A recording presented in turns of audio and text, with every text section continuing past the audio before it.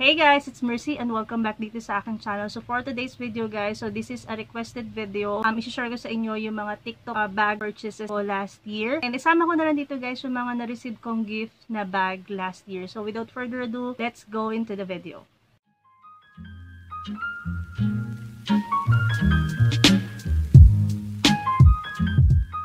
So again, this is a requested video and gusto ko din naman talagang gawin ito guys kasi kung tagal na kayo sa channel ko, alam nyo na isa sa mga collection ko ay mga bag. Usually ang mga bags ko sa mga bazaar ko talaga sila nabibili or dahil na uso ang TikTok shop. So mostly ng bag na meron ako dito sa TikTok shop ko nabili. So hindi to isahang bilihan guys. So paisa-isa ko sila nabili nung nag-start yung 2023. Ang kauna-unahan ko talaga na purchase sa TikTok shop is itong bag na. As you can see, very vintage looking yung kanyang datingan. No? Mahilig ako sa mga vintage looking bags talaga. Mas gusto ko yung mga classy. Yan. Tapos yung color niya is more on earth tone color talaga. Mostly ng bag ko is black, white talaga. Tapos yun, may konting brown. So, yun talaga yung selection ng bags ko. As you can see sa taas, diba? So, soon, gagawin ko naman yung bag collection para ma-share ko sa inyo yung mga affordable bags ko talaga na kahit na yung iba sobrang tagal na pero okay pa rin sila. So, ayan. This is 160 ko yata nabili to sa TikTok shop. So, yung mga TikTok shop guys, ilalagay ko na lang yung name nila dito sa description box below, no? Hindi ko alam kasi kung kayang i-copy yung link ng store, pero tingnan lang natin. So, ito yung loob niya.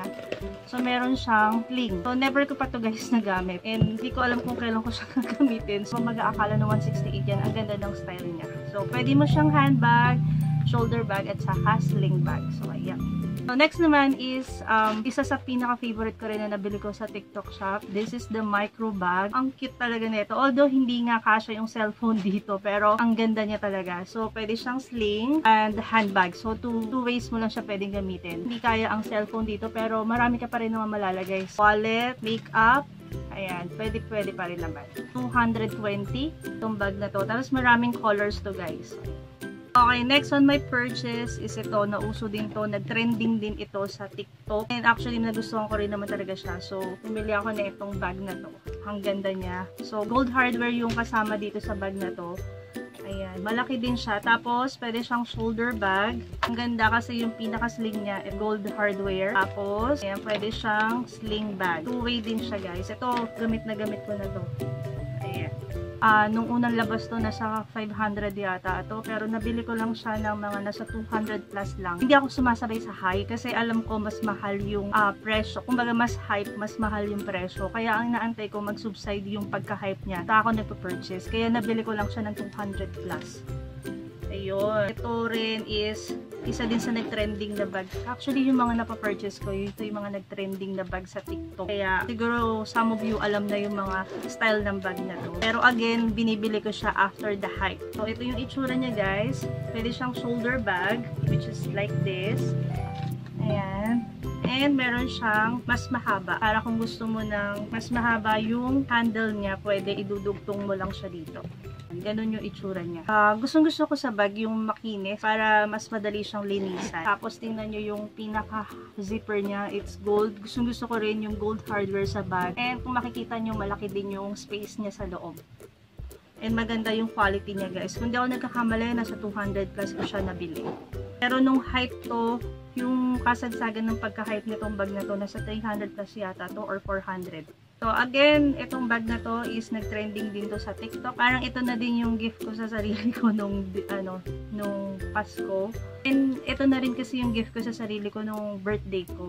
Kaya na-purchase ko siya. Ito yung parang pinakamahal dito sa na-purchase ko. Nasa 300 plus ako. Diba pinakamahal na yung 300 plus? Kasi nga para sa akin mahal na pag nasa 500 eh.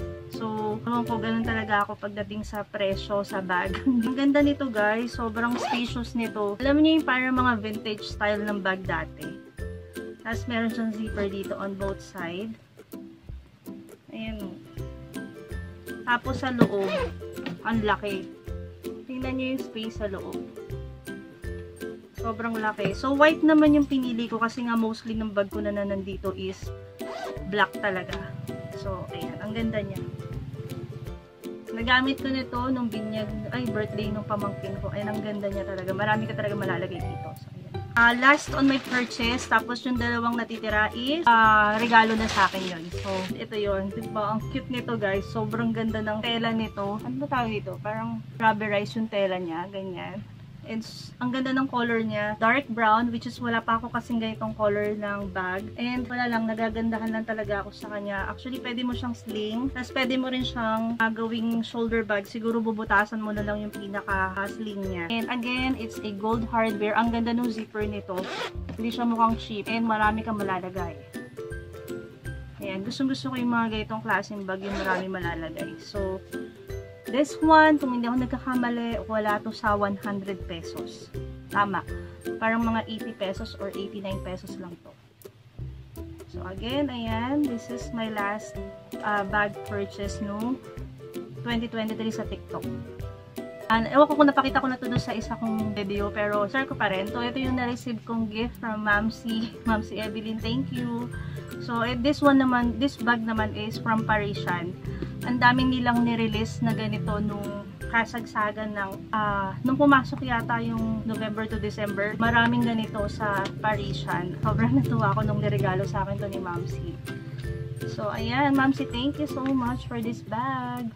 And down to the last bag na sobrang favorite ko na receive kong bag na gift sa akin. It's ito. Alam ko napakita ko na to nung sa isang video, pero papakita ko ulit kasi again, super favorite ko tong bag na to. Kung naghahanap kayo ng bag for office, ng pang formal bag, pang casual, sis, pasok sa mga to. And this cost 499 pesos. So, exchange gift kasi namin to kamamsi ko. So, ito yung na-request ko. Kasi, ito talaga yung kailangan ko. So, ayan. Kaya, sobrang natuwa ako. Ang ganda niya. Gold hardware din. Sabi ko sa inyo guys, maganda talaga pag gold hardware sa black or any color ng bag. So, meron siya sa loob. Ang laki niya. So, dalawa yung parang pinaka-compartment niya. Meron siya sa gitna. Tapos may sling din siya guys, merong side pocket, tapos merong pang pocket dito. And sa ilalim niya meron siyang paa, para pag pinatong mo siya, hindi sasayad talaga yung mismong bag. So ayan. So ayun na guys, lahat ng na-purchase kong bag for the year 2023 sa TikTok shop. Again, hindi ko yun binili ng isahan, pa isa-isa yun guys. And kung gusto nyo guys gumawa ako ng bag collection, affordable bag collection, comment down below. Gagawin ko yan para sa inyo, para mapakita ko yung ibang bags ko sa inyo na sobrang affordable, below 500 lahat ng bag ko. Comment nyo na lang kung gusto ninyong gawan ko kayo ng bag collect. So yun lang guys, maraming salamat. I hope that you like this kind of video. Please don't forget to subscribe kung hindi ka pa nakasubscribe, and click the notification bell para updated ka sa mga susunod ko pang videos. Yun lang, maraming salamat and see you on my next. Bye!